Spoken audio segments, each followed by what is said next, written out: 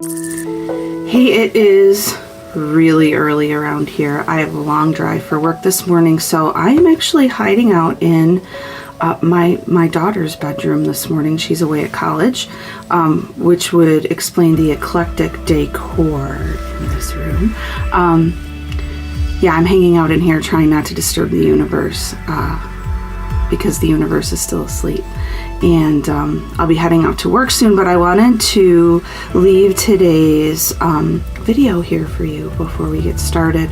We've decided, we meaning myself and a couple of people who are giving me ideas, to call these videos 5-minute fix.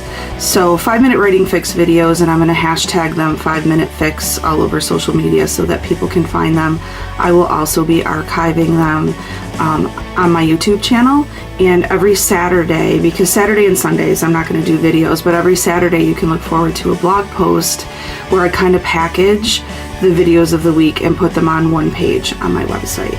So hopefully all of this will help you move forward as writing teachers, regardless of whatever curriculum or program you're using. These quick strategies will hopefully be pretty useful to you and pretty tangible. Today, I wanted to talk just a little bit about learning targets. And one of the biggest benefits of writing bit by bit.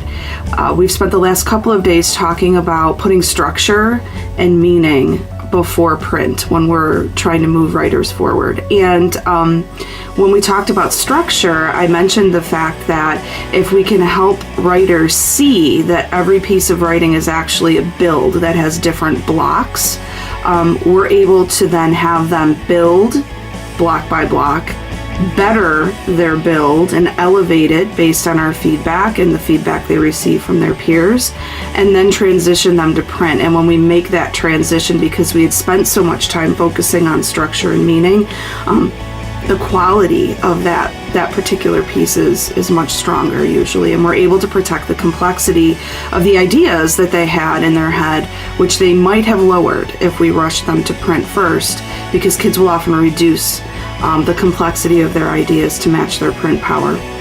The final thing that I wanted to share about writing bit by bit this week, and there's more that I can share, but just to keep it in limited doses, is this.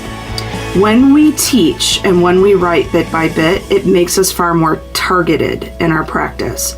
So if I know that kids are working on a claim and I've taught my mini lesson around a specific teaching point or learning target, I can look over that child's shoulder as he or she is writing and make sure that my feedback is very targeted.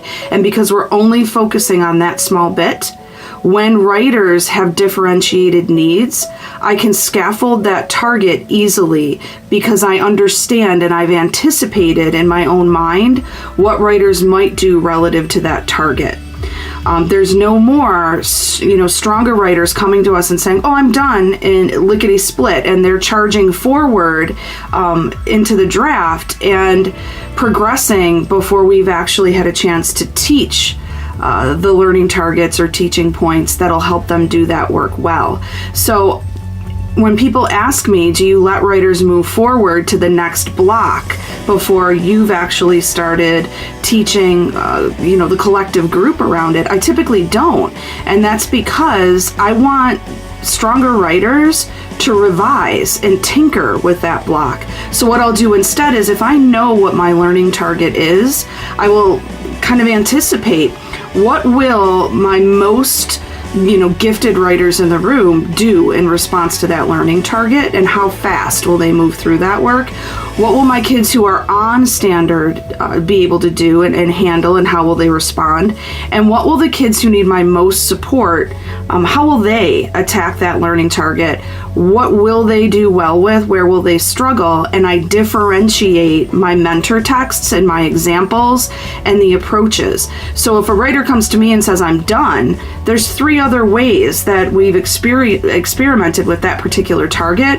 I want you to maybe try all of them before you decide which approach is best. And this stops even my struggling or even my most gifted writers from taking a one and done approach and from rushing through the process. Hope this helps you out today. Have a good day, everybody.